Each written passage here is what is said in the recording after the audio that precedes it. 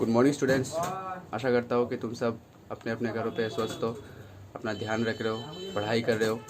और आज का लेक्चर जो है वो लेक्चर करने के लिए मेरे साथ तुम लोग एकदम पूरी तरह से तैयार भी हो।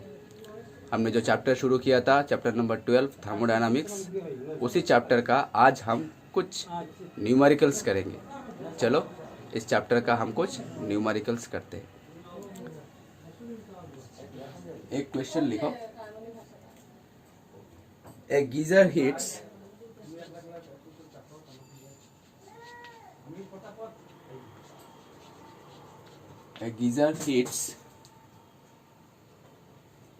water. A geyser hits water. A geyser hits water flowing at the rate of flowing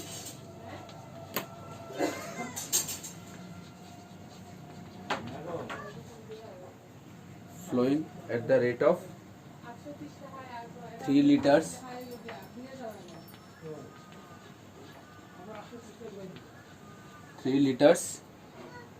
per minute. 3 liters per minute from 27 degrees centigrade from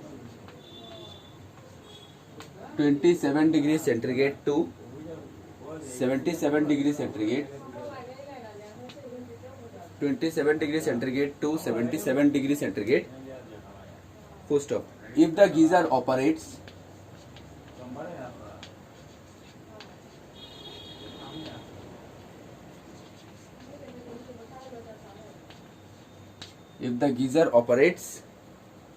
on a gas burner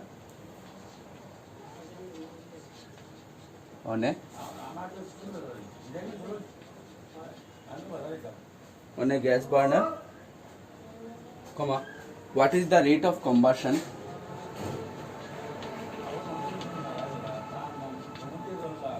What is the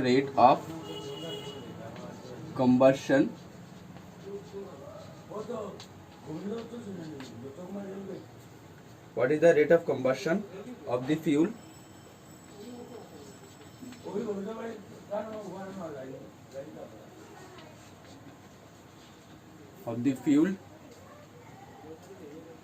if its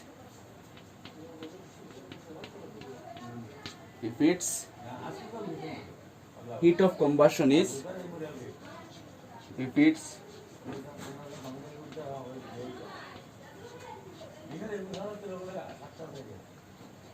heat of combustion is 4 into 10 to the power 4 joule per kg, sorry, joule per gram. Full stop. 1 minute screen को pause करो और ये question उतार लो।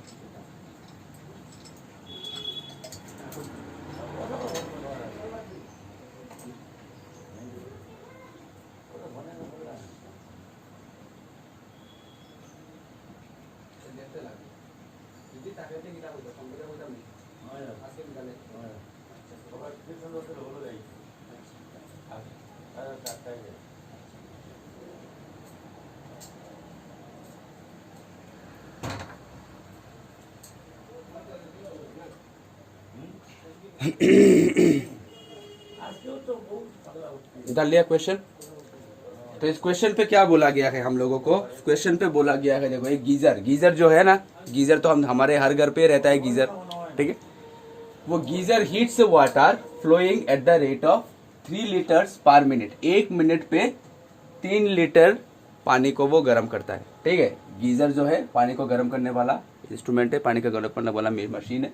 वो क्या करता है, 3 litre पानी को पर मिनट, यानी 1 मिनट पे 3 लीटर पानी को 1 मिनट पे 3 लीटर पानी को वो गर्म करता है। कितने डिग्री से? नॉर्मल टेम्परेचर 27 डिग्री सेंटीग्रेड से 77 डिग्री सेंटीग्रेड पर वो गीजर जो है 1 मिनट पे 3 लीटर पानी को, यानी 60 सेकंड पे 3 लीटर पानी को नॉर्मल टेम्परेचर 27 डिग्री सेंटीग्रेड से हाईएस्ट टेम्परेचर 77 डिग्री सेंटीग्रेड तक गर्म करता है, ठीक है। If the geyser operates on a gas, अगर ये गीजर गैस से चलता हो, अगर ये गीजर गैस से चलता हो, what is the rate of combustion? If the geyser operates on a gas burner, what is the rate of combustion? Combustion means oxygen के साथ रिएक्शन, ठीक है। What is the rate of combustion of the fuel? Fuel means gas, ठीक है। Gas का कितना burn होगा if its heat of combustion is 4 × 10⁻⁴ joule per gram, ठीक है। If the geyser operates on a gas, what is the rate of combustion? What is the rate of combustion of the fuel if its heat of combustion is 4 × 10⁻⁴ joule. ये सारे technical points हमने mark कर लिए हैं। अभी ये question बहुत ही easy है, चलो इसका हम सॉल्यूशन करते हैं। तो पहले टेम्परेचर दे दिया गया है T1 equals to 27 degree centigrade and T2 is equals to 77 degree centigrade, ठीक है। अच्छा, तो चेंज इन टेम्परेचर क्या है हमारा? Change in temperature delta T is equals to 77 degree centigrade minus 27 degree centigrade यानी 50 डिग्री सेंटीग्रेड, ठीक है। अच्छा, और heat of combustion heat of combustion कितना हमारा? और heat of combustion equals to heat of combustion equals to 4 × 10⁻⁴ joule per gram, ठीक है। अच्छा, तो rate of flow of water कितना हमारा? 3 लीटर पर मिनट पे। गीजर का rate of flow of water कितना है हमारा? 3 लीटर पर मिनट, यानी rate of flow of water is equals to 3 litre per minute, ठीक है। तो कितना? 3 litre per minute rate of flow of water है, तो mass of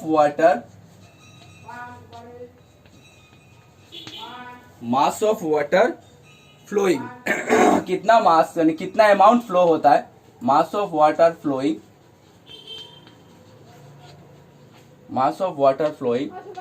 is equal to 3 divided by 1000, 1 litre यानी 1000 ग्राम,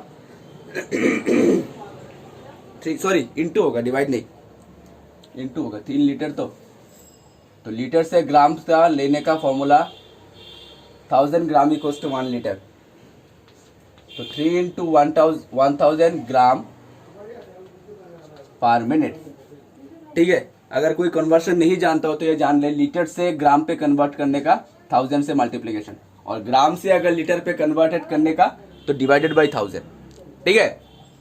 तो 3 × 1000 ग्राम पर मिनट तो हो गया हमारा 3000 ग्राम पर मिनट, ठीक है। अच्छा, तो हीट यूज कितना? हीट सप्लाइड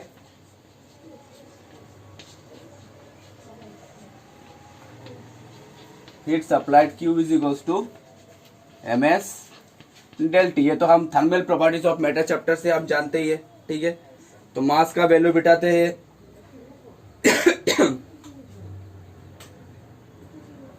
ठीक है। अच्छा, अगर कोई नहीं जानता है तो specific heat of geyser, specific heat of water at normal temperature will be, specific heat of water at normal temperature question पे दिया गया है। Specific heat of water at normal temperature will be 4.2 joule पर degree Celsius पर gram, ठीक है। तो मास का वैल्यू हम बिठाते हैं 3000, स्पेसिफिक हीट का वैल्यू बिठाते हैं 4.2 और change in temperature delta T का वैल्यू बिठाते हैं हम 50।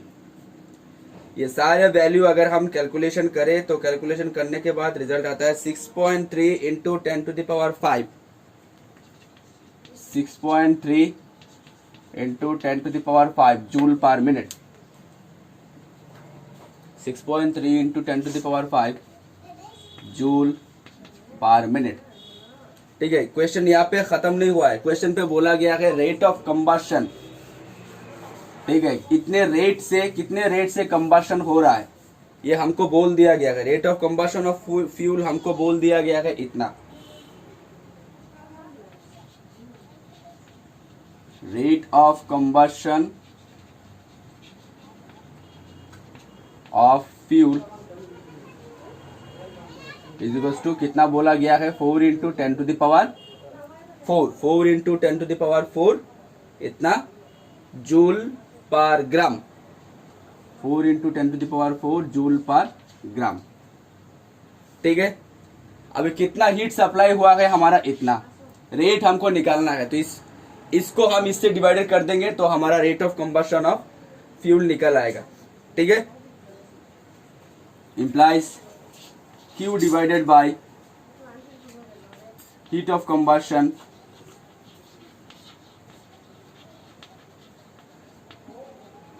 is equals to rate of combustion of fuel।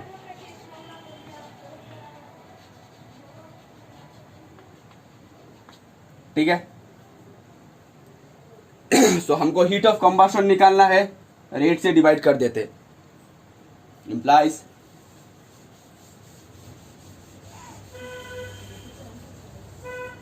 heat of combustion equals to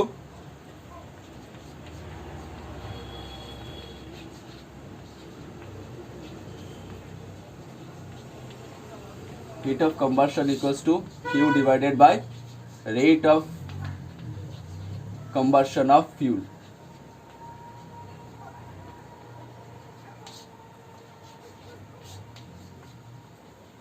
ठीक है, Q का वैल्यू 6.3 इंटू 10⁻⁻⁵ -5 है +5 सॉरी माइनस नहीं, ये माइनस नहीं +5। 6.3 इंटू 10⁵ डिवाइडेड बाई 4 इंटू 10⁴। अगर कैलकुलेशन हम करें कैलकुलेटर पे तो रिजल्ट आता है 15.75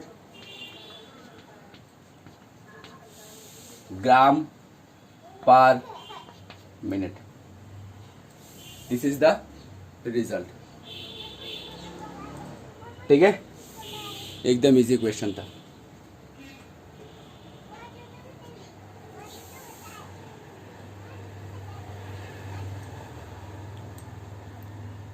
उतार लो ये कॉपी पे।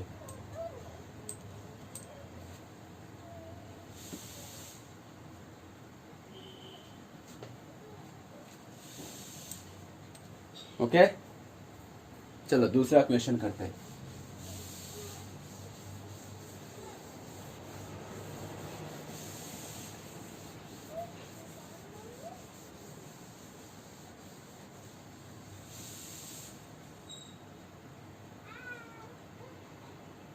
चलो नेक्स्ट क्वेश्चन हम करते हैं। हाँ, इन changing the state of gas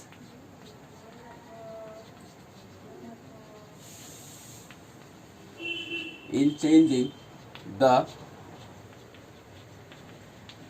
state of gas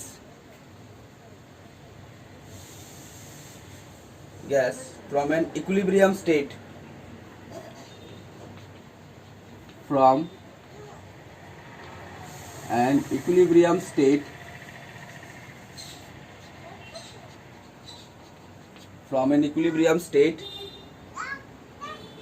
capital A from an equilibrium state capital A to another equilibrium state capital B, another equilibrium state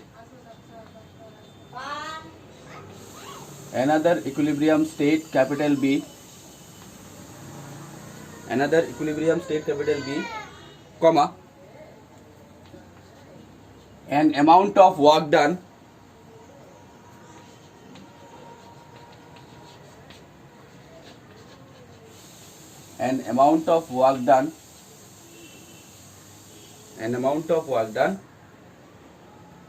equal to 22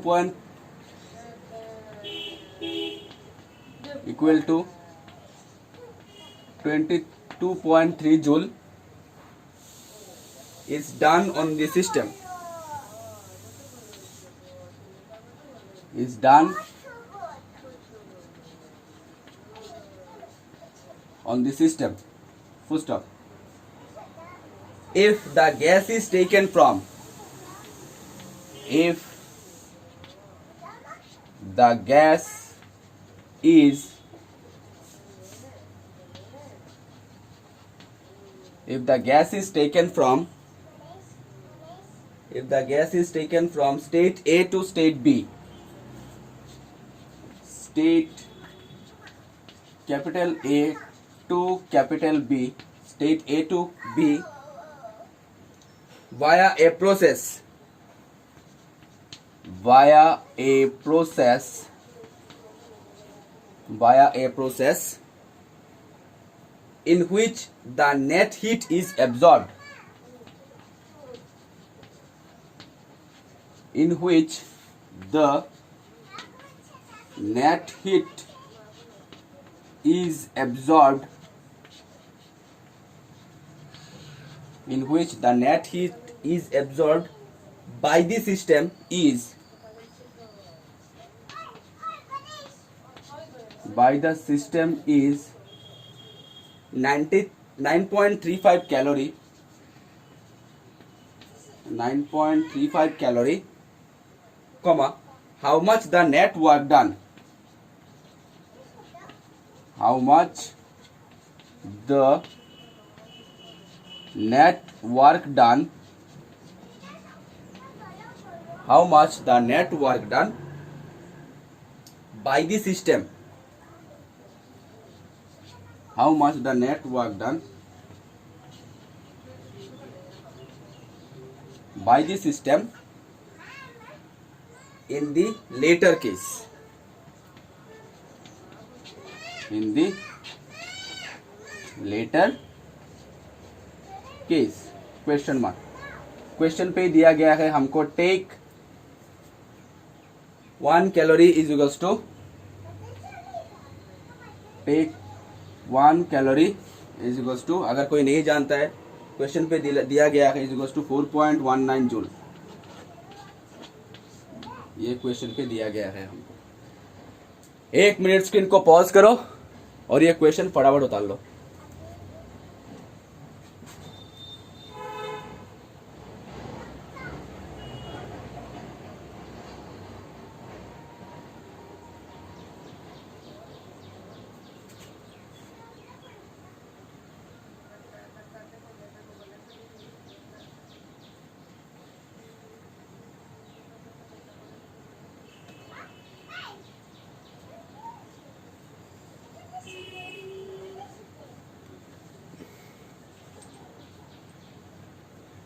उतार लिया?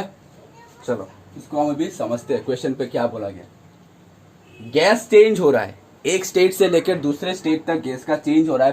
पहले के स्टेट में गैस था इक्विलिब्रियम स्टेट पे, अब gas दूसरे state पे कुछ और स्टेजेस पे जा रहा है, ठीक है। तो in changing the state of gas from an equilibrium state A, यानी ए पोजीशन पे गैस का इक्विलिब्रियम था, टू अनदर इक्विलिब्रियम स्टेट, अच्छा बी स्टेट भी हमारा इक्विलिब्रियम पे ही है, ठीक है। अच्छा, an amount of work done is equal to 22.3 joule, यानी ए से लेकर बी तक गैस जाने के लिए, ए स्टेट से लेकर बी स्टेट तक गैस कन्वर्ट होने के लिए, जाने के लिए कितना अमाउंट ऑफ वर्क डन लगा हमारा 22.3 जूल, ठीक है, ऑन दी सिस्टम, यानी सिस्टम के ऊपर हुआ, सिस्टम के ऊपर हुआ, सिस्टम के द्वारा नहीं, सिस्टम के ऊपर ही हुआ। अच्छा, if the gas is taken from A to B, अगर गैस को हम निकाल ले, ए से बी तक हम गैस को निकाल ले via a process in which the net heat is absorb, जिसके वजह से टोटल हीट जो है वो एब्जॉर्ब हो जाता है, ठीक है, बाय द सिस्टम। अगर सिस्टम के ऊपर हुआ तो ये ऑन द सिस्टम में हीट रिजेक्ट होगा, और अगर सिस्टम के द्वारा हुआ, सिस्टम के बाय द सिस्टम हुआ, सिस्टम के द्वारा हुआ तो हीट एब्जॉर्ब होगा। The net heat is absorb by the system is 9.35 calorie, यानी इतना हीट हमारा क्या हो गया, एब्जॉर्ब हो गया जब बाय द सिस्टम हुआ। कब हुआ? जब हम गैस को ए से बी तक निकालने के लिए कोशिश किए, ठीक है। How much net work done by the system, अभी जाके कितना वर्क डन होगा, अभी के लिए कितना वर्क डन होगा। पहले के लिए वर्क डन हमको बोल दिया गया है, अभी जब हमने बाय द सिस्टम किया हीट एब्जॉर्ब हुआ, अभी के लिए कितना वर्क डन होगा इन द लेटर केस, बाद के केस के लिए कितना वर्क डन होगा हमको पकड़ने के लिए बोल रहा है 1 calorie is equal to 4.19 joule. These are the main technical points, ठीक है, मैंने मार्क करके दे दिया, these are the main technical points. अभी क्वेश्चन हमारा बहुत ही इजी हो गया, चलो इसका हम अभी सोल्यूशन करते हैं।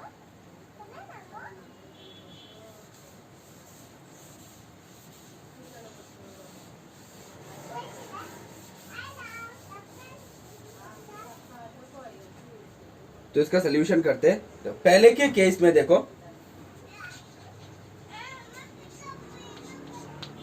ठीक है, तो पहले के केस में हीट रिजेक्ट हुआ यानी वर्क डन नेगेटिव, पहले के केस में हीट रिजेक्ट हुआ यानी वर्क डन हमारा नेगेटिव। तो in first case given, first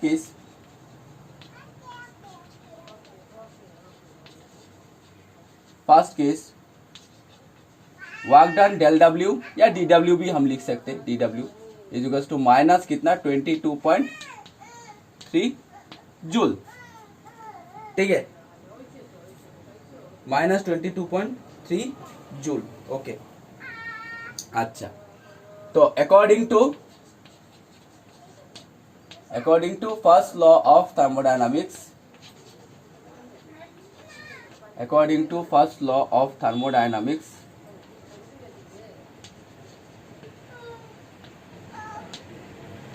dq is equal to du plus dw, ये हमने कल देखा था। Total amount of heat supply is equal to change in internal energy plus external work done, ठीक है।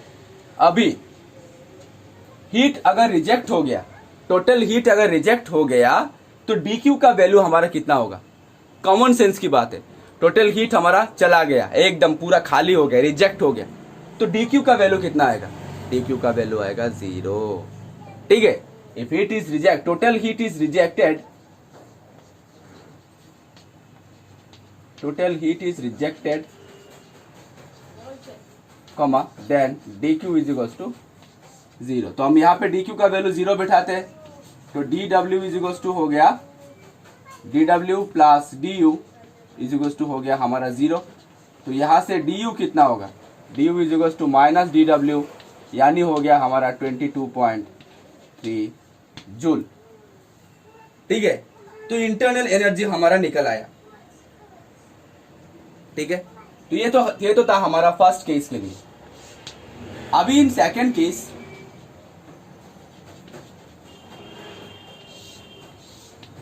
Case पे हमारा हीट एब्जॉर्ब, कितना हीट हमारा एब्जॉर्ब हुआ है, dq का वैल्यू हमको बोल दिया गया है 9.35 कैलोरी, इसको हम जूल पे कन्वर्ट करते हैं, 9.35 इंटू 4.19 जूल, ठीक है।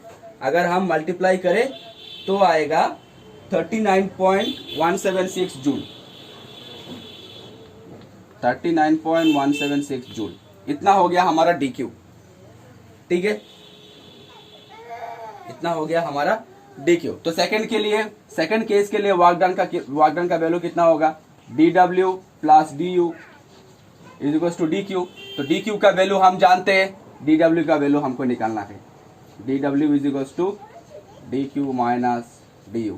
अगर वैल्यू हम बिठाए, dq का वैल्यू 39.176 माइनस du का वैल्यू 22.3, अगर कैलकुलेशन हम करें तो कैलकुलेशन करने के बाद रिजल्ट आता है 16.9 जूल,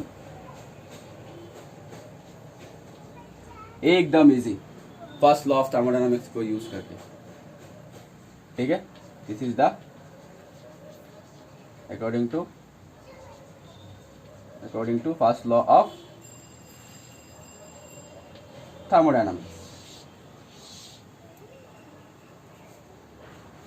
ठीक है, एकदम इजी। उतार लो ये कॉपी पे।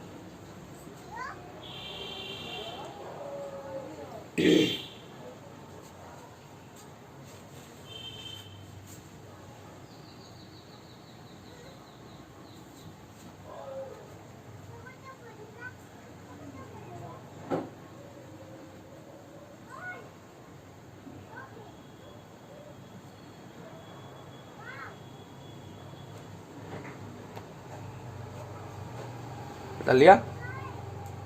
चलो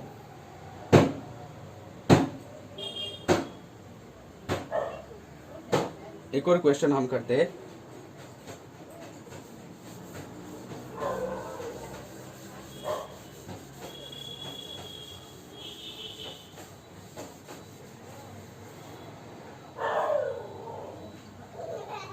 एक क्वेश्चन लिखो,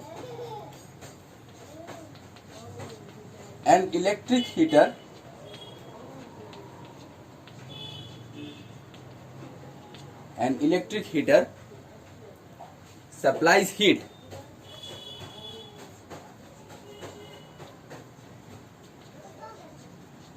supplies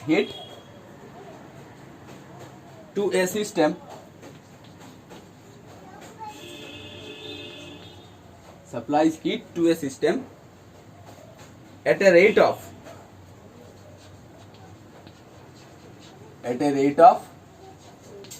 100 watt,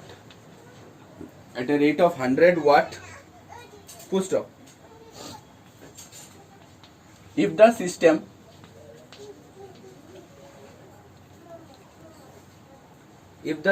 performs work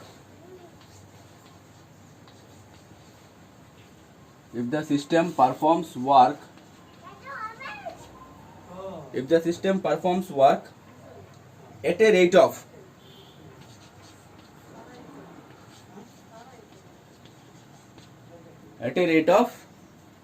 75 joules per second, full stop. What is the rate of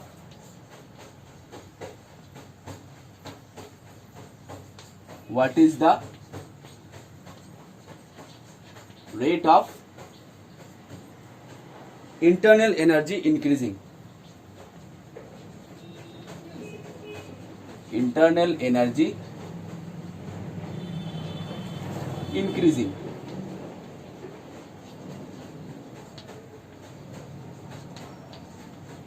question mark. Screen को पॉज करो और ये क्वेश्चन उतार लो।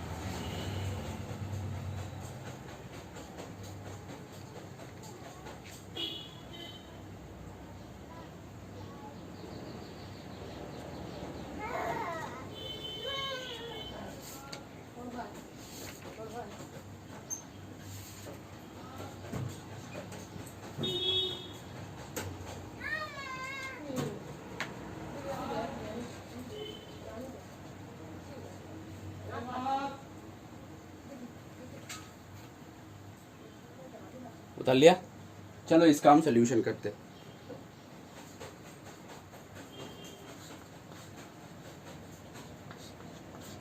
सॉल्यूशन पे हमको क्या, क्वेश्चन पे हमको क्या बोला गया है, तो इलेक्ट्रिक हीटर सप्लाई से heat to a system at a rate of 100 watt, यानी ये पावर बोल दिया गया है। और power means work done per unit time, ठीक है। Rate of change of work done या work done per unit time is called power, यानी ये हीटर का पावर बोल दिया गया है। तो rate of heat supplied equals to rate of heat supplied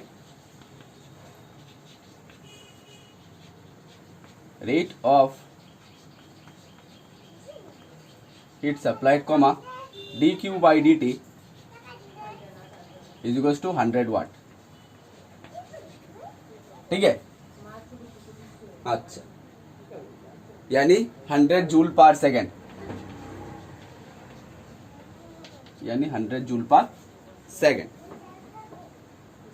अभी work done per unit time, rate of if the system perform work at a rate of, यानी dw by dt is equals to 75 joule per second. ठीक है, okay. Now from first law of thermodynamics, now from first law of thermodynamics,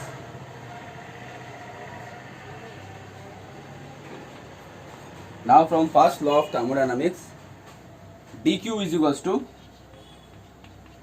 du plus dw।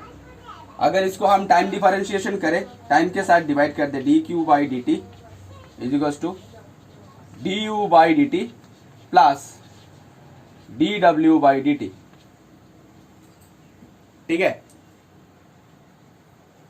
तो अभी देखो dq by dt का हम value put कर देंगे, dw का dt वैल्यू का पुट कर देंगे, तो हम रेट ऑफ कितना internal energy, what is the rate of internal energy, ये हमारा निकल आएगा। तो सारे वैल्यू पुट करो,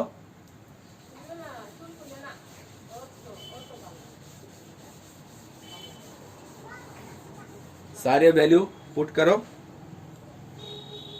इम्प्लाइज dq बाई dt का वैल्यू हमारा 100 is equals to du by dt का वैल्यू हमको निकालना है rate of change of internal energy plus dw का dt का वैल्यू हमको बोल दिया गया है 75, यानी du बाई dt हो गया हमारा 25 जूल पर सेकेंड, ठीक है।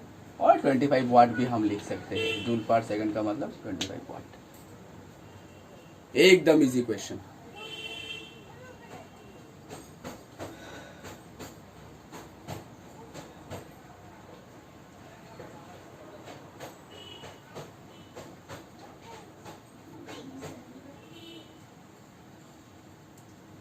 ठीक है स्टूडेंट्स, एक क्वेश्चन तुम लोग होमवर्क लिखो, एक क्वेश्चन तुम लोग होमवर्क लिखो, ये तुम लोगों को करना है। कॉन्सेप्चुअल क्वेश्चन है थर्मोडायनामिक्स का।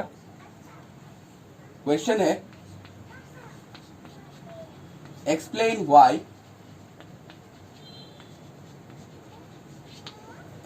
Why the coolant in a chemical or nuclear plant, the coolant in a chemical or nuclear plant